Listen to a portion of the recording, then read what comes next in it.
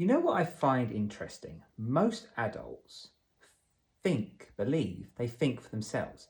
They think they're independent, they think they're rational, and they think they question things.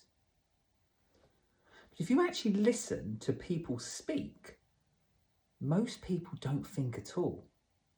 They repeat what they were taught, and they repeat what they've heard.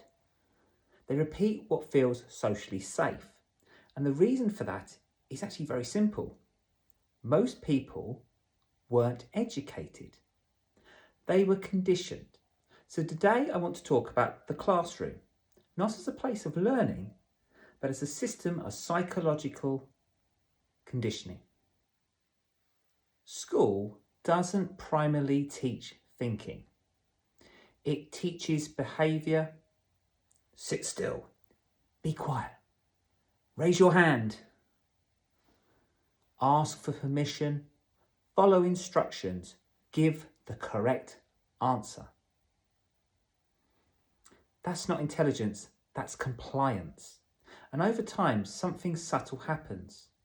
Children stop asking, what do I think? And start asking, what's the right answer? That shift is everything. Because once you've trained to look for the right answer, you stop exploring truth. Schools run on a very simple system. Do what you're told, get rewarded. Got it wrong, feel embarrassed. Grades become identity. You're smart if you're correct, you're behind if you're not. So some people don't learn to explore ideas. Now, you learn to avoid being wrong, and psychologically that creates something very dangerous. A fear of thinking. Because thinking involves uncertainty, and uncertainty was punished. So most adults aren't afraid of being wrong. They're afraid of looking wrong. That's a completely different thing. Because school taught them mistakes equal judgment. So instead of exploring ideas, they defend positions, they argue, they double down, they protect identity. Not because they're intelligent, because they were trained to avoid embarrassment. There's another layer to this as well. You see, schools condition people to trust authority. The teacher is right, the textbook is right, the system is right. So what happens later in life? Well, people don't evaluate ideas based on truth. They base their evaluation ideas based on who said it. That's called authority basis. People are more likely to believe something simply because it comes from a perceived authority.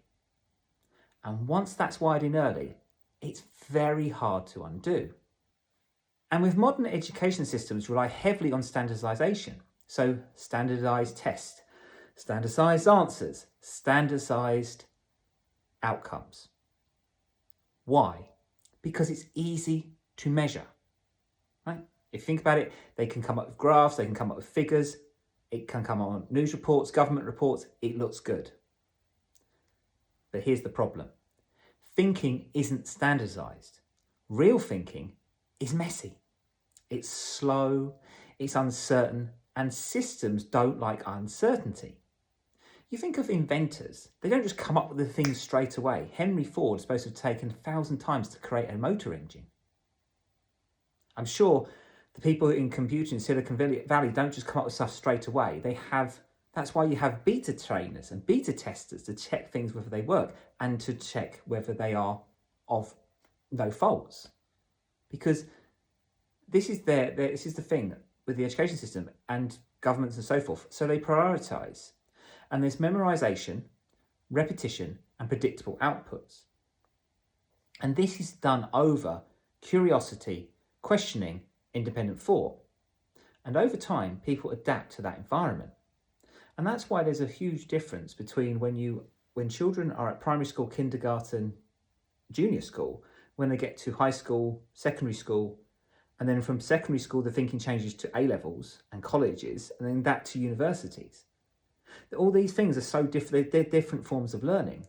And that is the issue. And this is where this gets really uncomfortable. There's a strong argument, even from political science research, that mass education systems historically weren't designed to expand minds, but they were actually to create stable, obedient citizens, people who follow rules, respect hierarchy, function within systems. Now, we can look at this through sociology, and Karl Marx claimed this was something true. It's kind of a mixture of the both, because some of Marx's ideas don't work in contemporary society. But the thing is, they look at all these respect hierarchy and function with systems, but not necessarily people who challenge them. If you look at how schools operate, that makes a lot of sense. And this is why, as adults, you see people repeating headlines, people copying opinions, people afraid to speak differently, and people outsourcing their thinking. Why is this? Well, because mentally, they're still in the classroom. They're still asking, what's the correct answer? Instead of, what do I actually believe? So if you want to think independently, you have to reverse this conditioning. This is actually probably one of the hardest things you have to deal with clients. And you start asking, where did I learn this belief? Did I test it or did I inherit it? Would I still believe this if nobody agreed with me? Am I thinking or am I just simply repeating? Because real thinking feels uncomfortable. It involves doubt, it involves uncertainty, it involves standing alone sometimes. And most people were never trained for that. It's why if you look at people who do investigations, they have to think outside of permutations, permeables, catalysts, what things happen in an environment. People who are actually more logical, actually taught in the school system, couldn't work as detectives to work out investigations. They're just not geared up for that work. So the larger question is this, and the question isn't, why can't people think independently? The real question is, why would they? When the system that has raised them rewarded obedience and punished uncertainty, the classroom didn't teach actually any information. It trained behaviour.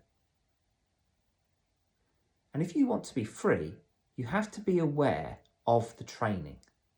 Because once you see it, you can choose something different. That's Sunday sermon.